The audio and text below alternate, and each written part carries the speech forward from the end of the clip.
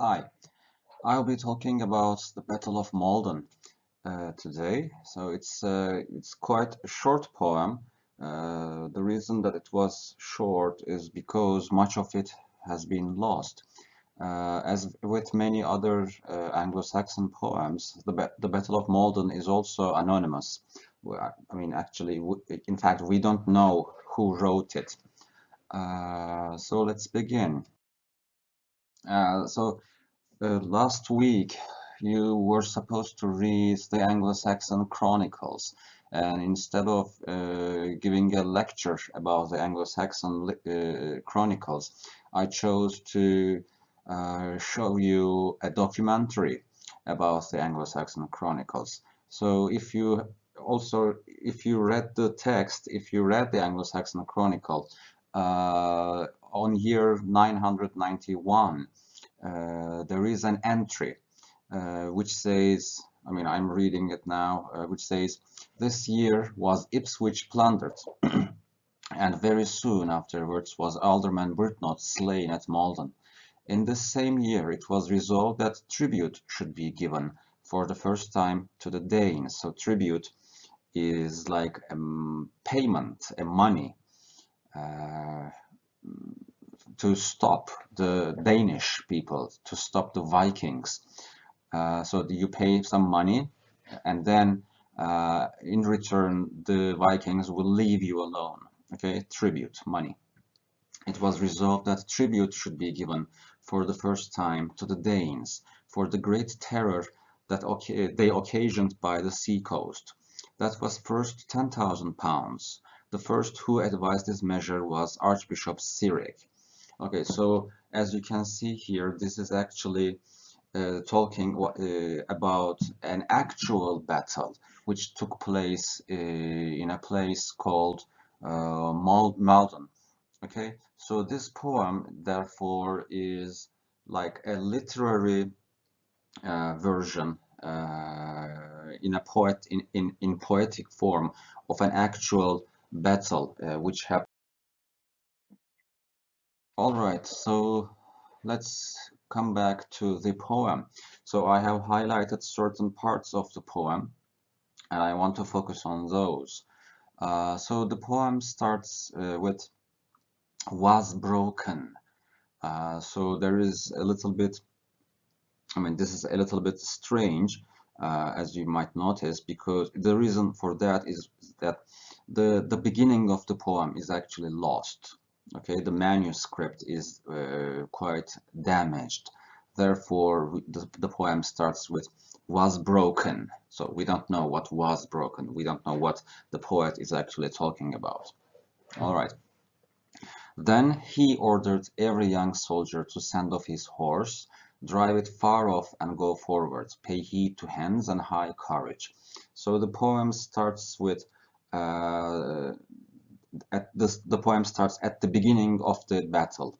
So the Vikings and the Anglo-Saxons have met, but they have not actually started fighting. So there's some interesting clues about Byrhtnoth's actions here. So he orders every young soldiers to send off their horses. So why does he do that? He does that in order to, so these are young soldiers, okay? So Byrhtnoth is an old man, or at least a middle-aged man, and he's more experienced than the young soldiers. And so he decides to, so he is, Byrhtnoth is afraid that the young soldiers are going to run away from battle. That's why he orders them to send away their horses. That way, if the battle goes badly, if the fighting goes badly, then the young soldiers will not be able to run away. So what Byrhtnoth is trying to do here is to crush the hopes of the young soldiers of any kind of running away, of escape. When the kinsman of Offa first discovered that the Earl would not suffer slackness, he let fly from his hand his favourite hawk off to the woods and advanced to the battle. Alright, so in this part Byrhtnoth sends away his hawk. A hawk was, well, believe it or not, a hawk even though it's a wild animal, it's a wild bird, was sometimes kept as a pet animal. So what he is doing here is just he's sending away his favorite hawk away, so that maybe we can, maybe this implies that he also thinks that they are going to lost. All right, so around line 15, 20. So then Byrhtnoth began to array the troops, ordered, instructed, and showed the soldiers how they should stand and hold the field, told them to hold their shields securely, firm in their fists, and never be afraid. When he had properly organized all those men, he dismounted among the men where he most wanted to be, where he knew his retinue most loyal and brave. So why did I highlight this passage? I've highlighted this passage because it actually contains some information about how medieval armies were raised, how medieval armies were formed. So in modern times, we actually have standing armies. A standing army is an army which is always ready for action. Okay, so in a modern army, in a standing army, the soldiers they are living in their barracks, and they have their weapons on them, they have their uniforms on them, and they are guarding the borders every day and every hour. Okay, but in the medieval times there were usually no standing armies. Instead, they had something called the fyrd. A fyrd is spelled as Fyrd. A fyrd was just basically calling the fyrd meant raising the army. So these people actually were not professional soldiers. Medieval armies did not were not they did not have soldiers, but instead they had regular people, okay, ordinary people, and these ordinary people were called in times of war. Okay, why? Because it's too costly. It's very expensive to hold a standing army, a modern army.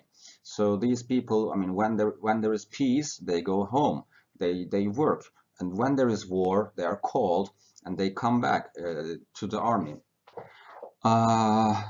Another quotation that I want to talk about. We needn't ruin one another if you are all rich enough.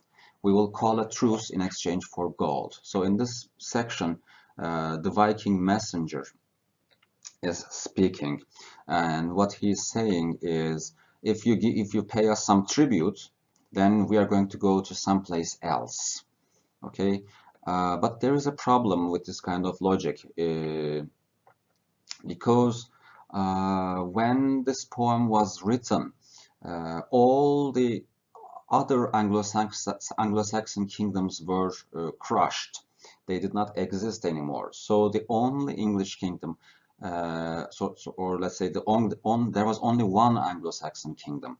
So if Byrhtnoth paid these Vikings, then these Vikings would not go to someplace else. They would still be raiding, they would still be attacking another part of England. Okay, think about an enemy coming to Turkey and trying to invade Izmir. And the governor of Izmir, I mean, the invading army asks for money from the governor of Izmir, and the governor pays the money, and then this enemy army goes to Çanakkale. Okay, but then the people in Çanakkale are going to have the same problem. But the country is ours. Okay, so that is a problem for Byrhtnoth. That's why Byrhtnoth actually refuses. Another part. So if you, the richest one here, agree to this, to pay ransom for your people, give to the seamen all the money they want in exchange for peace, and take a truce with us, we will go back to our ships with the gold coins, sail off on the sea, and hold you all in peace. Well, of course, this is in line with what I have just told you. So in line 40, he says, the Viking messenger says, we will go back to our ships with the gold coins and hold you all in peace. Well, they are going to hop on their ships and go someplace else, but that other place that they are going to go to is still England. Okay, so that is a problem.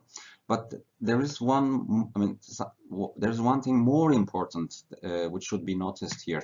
So in the Old English version, in the Anglo-Saxon version, so this is the translation, of course. So in the Old English version, the first word, if you, the richest one here. So you in the Old English version is first person singular. Okay, so at the beginning of his speech, the Viking messenger is actually speaking to Byrhtnoth.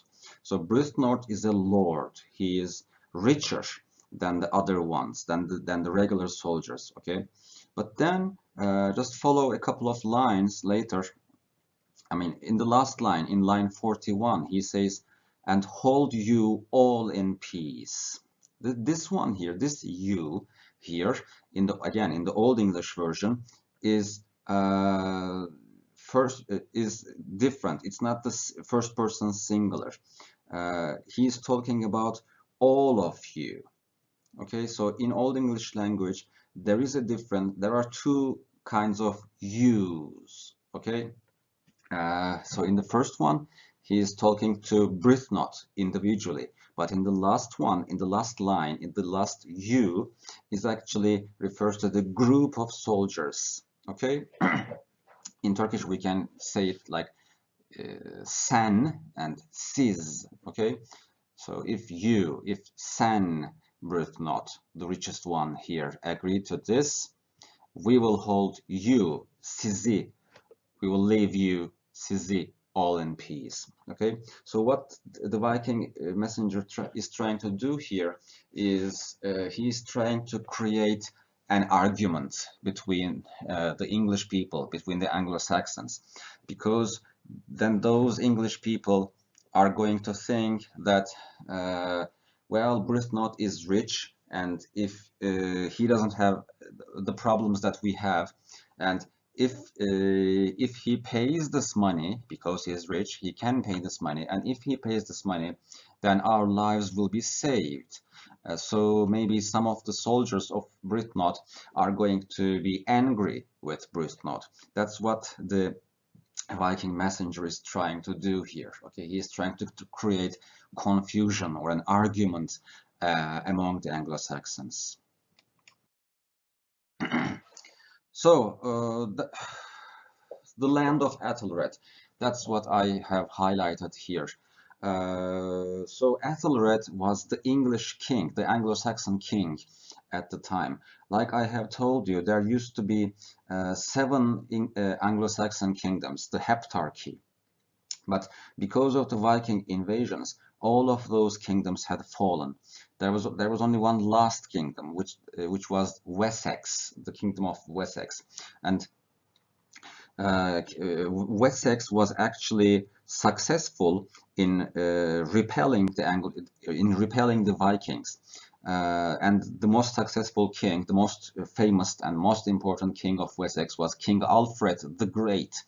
Okay, so King Alfred actually defeated the Vikings a couple of times, and the Vikings and the English people, the Anglo-Saxons, they had their borders. Okay, the eastern side of England was called Danelaw, where the laws of the Danish were in practice. Okay, but the western half of England belonged to Wessex, and because now the Heptarchy was gone, there was only one Anglo-Saxon kingdom, the kingdom of Wessex. But what Alfred imagined, what Alfred wanted, was to be called the king of the Anglo-Saxons. He did not want to be called the king of Wessex. He wanted to be called the king of England. And because all of these other Anglo-Saxon kingdoms were crushed, now he was the only king the only Anglo-Saxon king. And now he had a chance. Okay, Æthelred is his great-grandchild, okay? Uh, but the problem with Æthelred was that he was inexperienced. So, red in Anglo-Saxon language, red means counsel, like advice, okay? So, and Æthelred had a nickname. His nickname was Unread, okay? Unread means no advice. So he didn't have a clue about what was going on in Anglo-Saxon in England. Okay, so he didn't have good advice from his men. That's why Æthelred's nickname was Unread. Okay, that's what I wanted to talk about. Okay, the water kept each troop from the other when the flood came flowing after the ebb, locking the water streams. So in the previous video, you have actually watched, you have seen how the battle started and how it went. But now that's the line, that's the key line that you should know about, because there is a very small land bridge which appears only after the ebb. Okay, that's the part. The protector of heroes ordered a hardened warrior. So the protector of heroes is actually Byrhtnoth, ordered a hardened warrior to hold the causeway. He was called Wulfstan, the son of Ceol, brave among his kinsmen. He shot with his Frankish spear the first man who stepped most boldly across the bridge. Beside Wulfstan stood fearless warriors, Æthelred and Maccus, two valiant men who would not take flight at the ford, but stoutly defended themselves against the foe as long as they might wield weapons. So these kind of descriptions of fighters and what they did during the battle is, I mean, what comprises most of the poem. Again, this is an Anglo-Saxon poem. This is an Anglo-Saxon heroic poem. Even though it's about a defeat, it's still supposed to be heroic. And as I have told you before, these people, the Anglo-Saxon people, did not have any television, did not have any films or cell phones. This was their entertainment, okay? Poetry was their entertainment. And that is why they liked hearing about these detailed descriptions of the soldiers, these detailed descriptions of the weapons, or how they fought, how they got wounded, how they died. Okay, this was their entertainment. That is why most of the poem is like this. Okay. Then the Earl, in his overconfidence, began to allow too much land to that hateful people. So the overconfidence, the word overconfidence, uh, is important here, because that is what this is because this is what causes the doom, the fall of the Anglo-Saxon people, of the Anglo-Saxon army, let's say. So Byrhtnoth is an honorable man, and he wants an equal fight. Okay, just again remember Beowulf. Beowulf wanted an equal fight with Grendel, and he refused to fight with any weapons against Grendel, and that was how he won, actually, because even though Beowulf did not know that, no weapon was effective against Grendel, and because Beowulf chose to fight with his hands, he won, actually, because he ripped Grendel's arm off. And this is what Byrhtnoth is also trying to do the same thing as well. Okay, he wants this to be an equal fight, and also he's confident of himself. So that's why he lets the Vikings come back to the shore in order to have an equal fight. All right, on line 106, we have the ravens circled, the eagle longed for prey, and panic was on earth. So here we read about two animals, two birds actually, raven and the eagle. So raven, eagle, and wolf were in fact called the beasts of battle. This was a literary convention actually. So whenever you are reading an Anglo-Saxon poem or an Old Norse poem, for example, like a Viking poem, a poem written by the Vikings.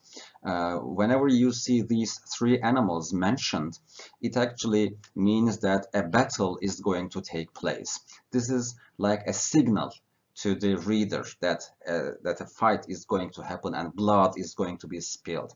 And in this case, we don't have the wolf, but we have the raven and eagle. I have also highlighted the battle wall, the phrase battle wall on line 102. A battle wall is actually a shield wall. It's actually called a shield wall. The shield wall was a military tactic during the Middle Ages and of course during the antiquity as well. I mean, before the Middle Ages. So it's older than the Middle Ages actually. So shield wall is a method where two armies fight with their shields on their arms.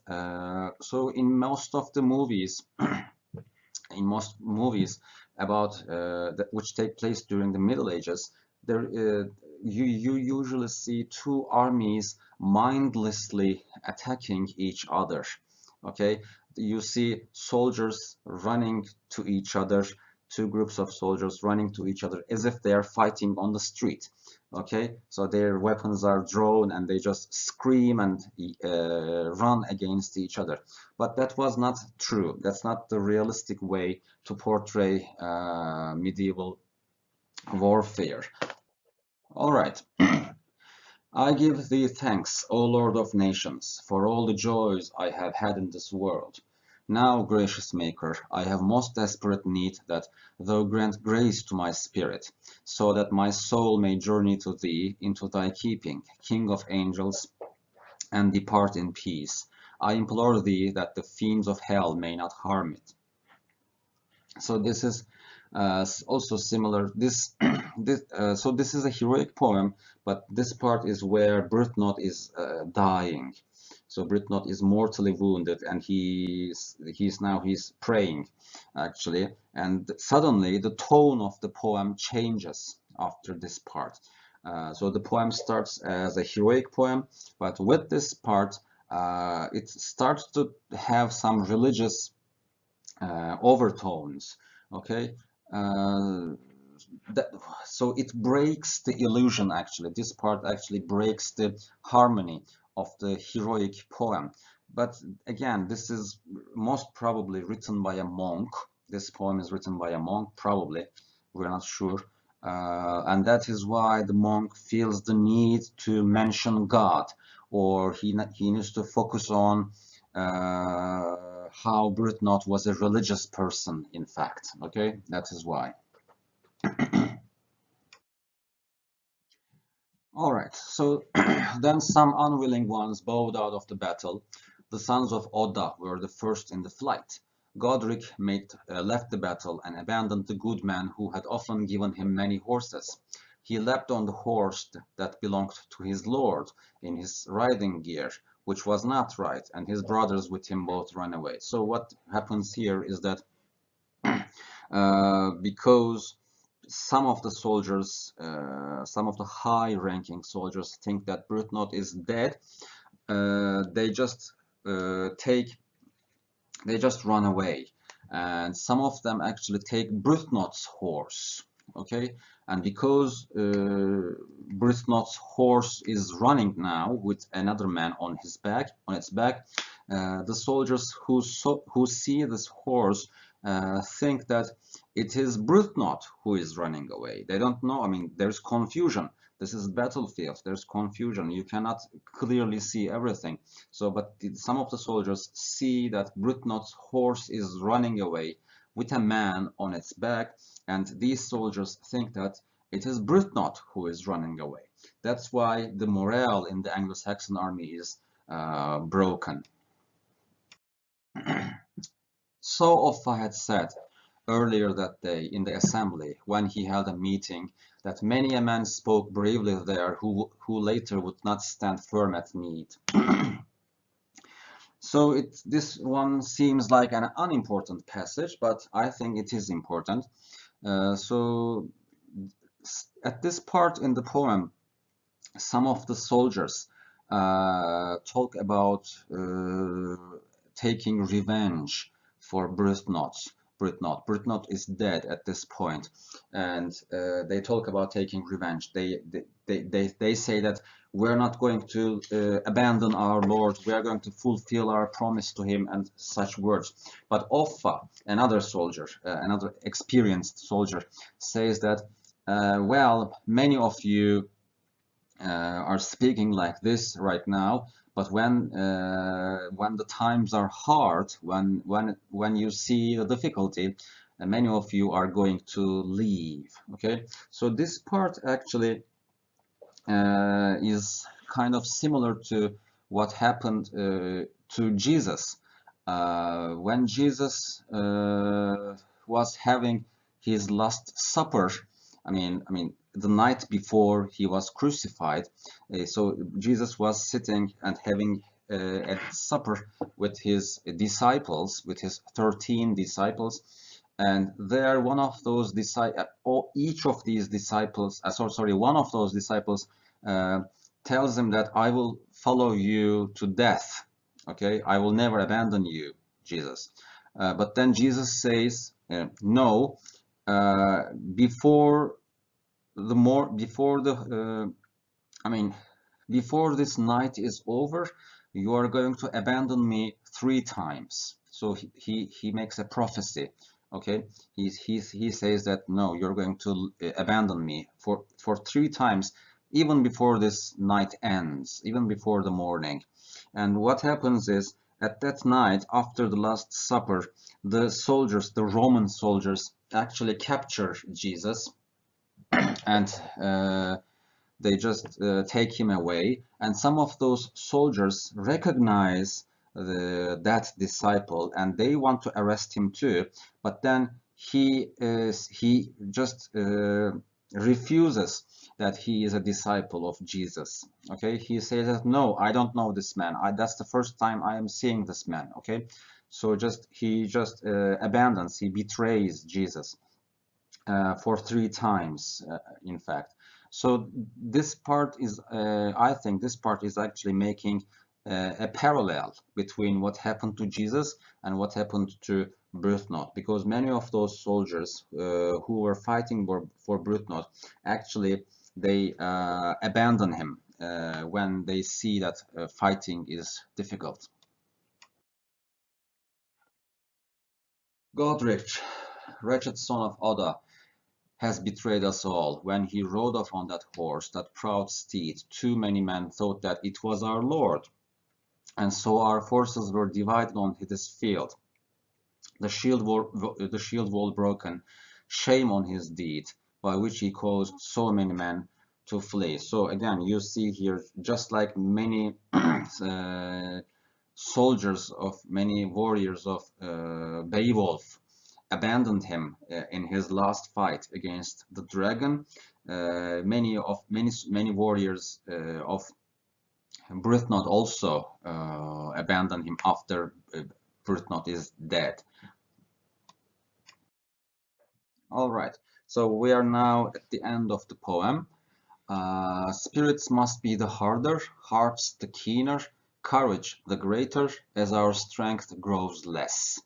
So this is why I mean, I have highlighted this part because it's a very famous line. Okay, this is a very well-known line in English literature. Spirits must be the harder, hearts the keener, courage the greater, as our strength grows less.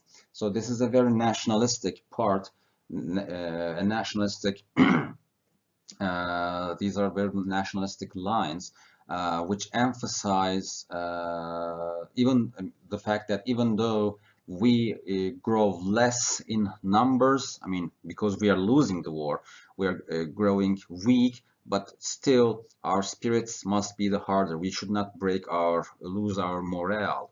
Okay, we should still be courageous. All right, and finally, line 325. That was not the Godric who turned away from the battle, and then the ending of the poem is also lost. This, I mean, we don't exactly know how the poem ends, but of course, if we think about what happened in history, the the English army actually lost against the Vikings. And all right, so that was all.